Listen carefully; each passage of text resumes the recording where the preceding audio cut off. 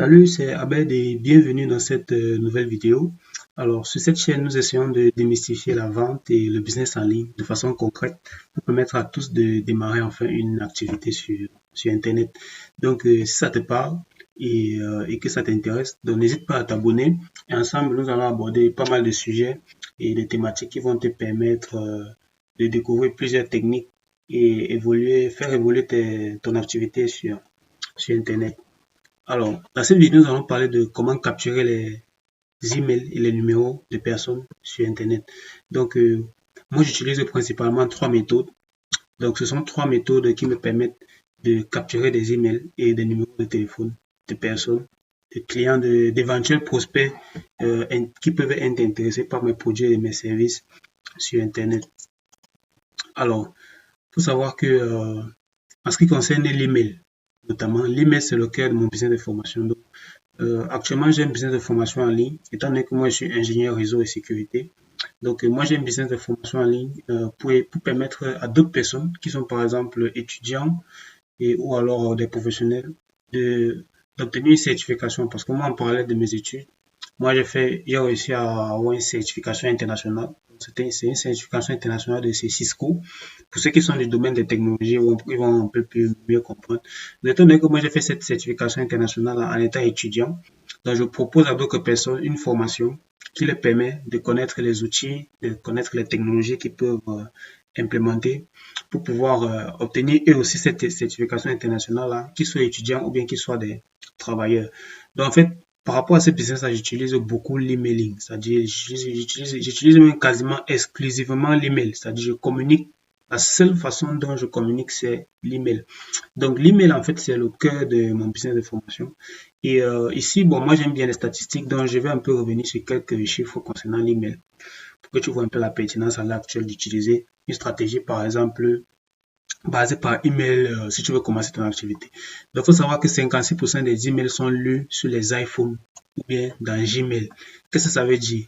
Ça veut dire qu'en fait, lorsqu'une personne reçoit un email sur iPhone, bien sûr, par email, sur 100 personnes, donc quand on dit 56%, ça veut dire que sur 100 personnes, il y a 56 qui vont ouvrir. Ça fait quasiment une personne sur deux, donc un peu plus d'une personne sur deux qui ouvre les emails sur l'iPhone ou bien dans Gmail. Alors, il faut également savoir que le taux d'ouverture moyen des emails dans toutes les industries est de 20,81%. Donc, si on prend toutes les industries, tous les sujets de business qui existent sur Internet, le taux d'ouverture moyen des emails est d'environ 20,81%.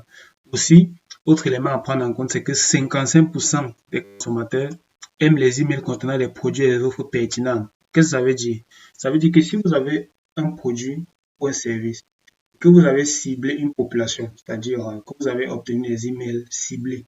C'est-à-dire que lorsque vous allez communiquer à cette personne-là, vos offres ou vos produits seront pertinents par rapport à eux parce qu'ils sont déjà ciblés par rapport au positionnement que vous avez eu sur le marché pour récupérer les emails.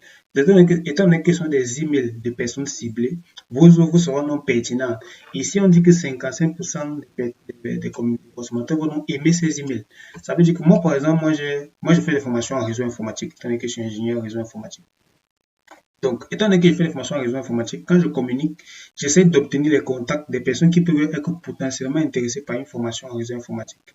Ce qui fait que, étant donné qu'ils sont déjà des personnes du domaine, donc ils seront beaucoup plus intéressés ou bien beaucoup plus motivés lorsqu'ils vont recevoir mes offres commerciales en lien avec ma formation que j'ai conçue par rapport à ce domaine-là. Donc, étant donné que la statistique dit 55% des personnes aiment, donc moi, quand je leur fais une offre commerciale, étant donné qu'ils sont ciblés, ils vont apprécier vraiment les offres que je vais leur faire. Même si l'acte d'achat, peut-être, ce sera dans un autre temps, mais déjà, ce sera pertinent pour eux parce qu'ils sont notamment ciblés. Alors, autre élément, pour commencer, hein, c'est-à-dire, ça c'était premièrement, je voulais d'abord te rappeler un peu l'importance de l'email. Maintenant, je vais un peu te présenter la première méthode. La première méthode, c'est les vidéos pour capturer les emails. Donc, pour capturer les emails, tu peux utiliser les vidéos. Donc, ce que les vidéos font, c'est que les vidéos vont renvoyer vers une page de capture que vous pouvez créer avec plusieurs outils. Donc, vous pouvez créer une page de capture avec un blog, un formulaire, et les outils peuvent être gratuits ou payants. Donc, ça dépend vraiment mais quand vous commencez, vous pouvez utiliser plusieurs outils gratuitement, créer des pages de capture. Donc, les pages de capture, c'est tout simplement des endroits où la personne va entrer son email Et tout simplement, je pense que vous avez déjà, si vous êtes sur Internet, vous avez certainement déjà eu à voir cela. Dans une page de capture, on vous demande votre email en échange d'un cadeau peut-être qu'on vous a envoyé. Donc là, c'est la première méthode par rapport aux vidéos. Donc ce qui va se passer dans la vidéo, c'est que moi, par exemple, sur ma chaîne YouTube de formation, je publie une vidéo par exemple de formation et à la fin de la vidéo, je propose aux personnes de télécharger un e-book qui est dans un PDF qui est dans la description et le PDF est gratuit. La seule chose que je demande en échange de ce PDF, c'est juste l'adresse email de la personne qui a vu la vidéo jusqu'à la fin. En général, c'est à la fin de la vidéo, mais vous pouvez également le faire à plusieurs endroits de la vidéo. Donc, par exemple, au milieu de la vidéo, vous mettez, vous dites par exemple qu'en description de cette vidéo, tu as un PDF gratuit, tu as un cadeau gratuit. Donc, et en général, donc, la personne va donc cliquer, va donc se retrouver sur une page de capture où vous allez donc récupérer son email et que vous pourrez conserver pour la relancer et faire des offres commerciales. Alors, l'élément qui sera important, l'élément qui sera important lorsque vous allez mettre ça en place, c'est que ce sera un autorépondeur. L'autorépondeur, c'est quoi? L'autorépondeur, c'est un logiciel qui va permettre de récupérer les emails d'abord, de stocker ces emails-là et d'envoyer des emails automatiquement à des personnes à votre base de données. Donc, étant donné que vous avez capturé les emails à partir de votre page de capture, il faudrait maintenant que vous puissiez communiquer avec les personnes qui ont ces emails-là. Donc, vous allez donc les relancer en utilisant un autorépondeur. Donc, la majorité des autorépondeurs du marché sont des outils payants. Je pense que la majorité, je ne connais pas trop d'autorépondeurs gratuits. Mais lorsque vous commencez, vous n'êtes pas obligé d'utiliser un autorépondeur. Vous pouvez utiliser simplement un outil qui permet d'envoyer des emails de masse, par exemple, à un certain volume gratuitement. Mais je vous conseille aussi également d'investir dans un autorépondeur qui sera peut-être payant et ça va vous permettre de vous familiariser aussi avec l'outil. Mais il faut savoir qu'également, beaucoup d'autorépondeurs aussi vous permettent de commencer une certaine période, par exemple 30 jours gratuitement. Et ensuite, donc finir les 30 jours, vous allez donc peut-être payer. Ça vous permet également de vous roder, de faire 30 jours et de tester votre stratégie marketing sur 30 jours. Alors, la méthode 2, c'est les articles, les blogs et les publications Facebook. Pourquoi? Parce que il faut savoir que sur les articles qui sont, par exemple, sur un site web, sur Google, vous avez ce qu'on va appeler le référencement naturel. Le référencement naturel, c'est très important parce que lorsque vous avez le référencement naturel, vous avez des personnes qui vont visiter votre site et ces personnes, lorsqu'on visite votre site, vous allez donc pouvoir leur demander, par exemple, de télécharger quelque chose et en échange de ce téléchargement, ils vont donc vous offrir leur email. Ça peut être un e-book, ça peut être une vidéo, ça peut être quelque chose qui va leur apporter de la valeur. Et en échange de cela, vous allez donc prendre leur email. L'autre élément que vous pouvez utiliser dans cette méthode-là, c'est la page Facebook. La page Facebook, c'est très important parce que si vous n'avez pas l'argent, par exemple, pour créer un site web, parce qu'en général, les gens n'ont pas l'argent. Quand ils commencent pour créer un blog, mais au début, c'est un peu compliqué. Vous pouvez créer tout simplement une page Facebook, c'est gratuit. Facebook est gratuit, tout le monde a accès à Facebook gratuitement. Donc, vous pouvez aller sur Facebook. Si vous avez une activité que vous faites, que ce soit un produit, que ce soit un service, si vous faites la formation, si vous voulez faire de la formation, par exemple, vous pouvez créer une page Facebook sur la formation. Moi, j'ai une page Facebook sur ma formation. Ma page Facebook n'a pas mon nom parce que moi, je voulais pas que peut-être ma famille tombe sur ce que je fais et tout et tout. Donc, moi, je voulais commencer le business incognito. Donc, j'ai une page Facebook qui a aujourd'hui 1200 abonnés environ. Et c'est une page Facebook qui n'a pas mon nom.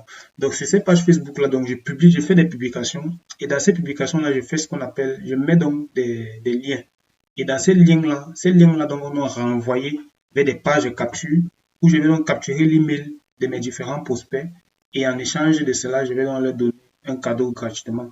Donc, c'est donc cette stratégie-là que moi j'utilise beaucoup plus. J'utilise beaucoup plus les pages Facebook. Mais vous pouvez utiliser aussi le référencement naturel. Mais lorsque vous commencez, vous pouvez utiliser aussi les blogs, les blogs ou bien les sites web. Mais lorsque vous commencez, ça peut être un peu compliqué de mettre en place un blog et les résultats ne sont pas directement palpables. Donc, moi, je vous recommande de commencer surtout par une page Facebook. Moi, c'est ce que j'ai fait et ça marche plutôt pas mal jusqu'ici. Alors, la troisième méthode, et ça, c'est la méthode c'est la méthode vraiment qui va vous permettre d'exploser par rapport à vos emails capturés ou bien vos numéros de téléphone capturés.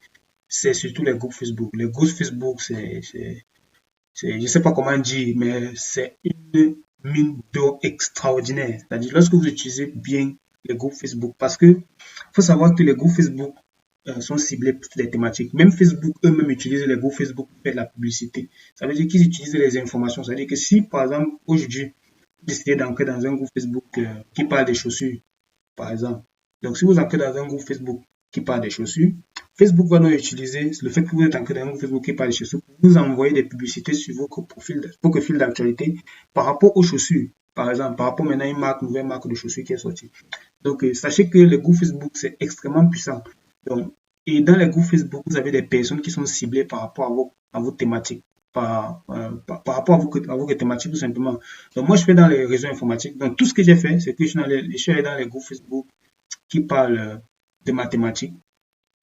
Et tout simplement, j'ai commencé à communiquer dans ces groupes Facebook par rapport aux publications qui étaient sur ma page. Donc, j'ai publié les publications sur ma page. J'ai publié dans les groupes Facebook.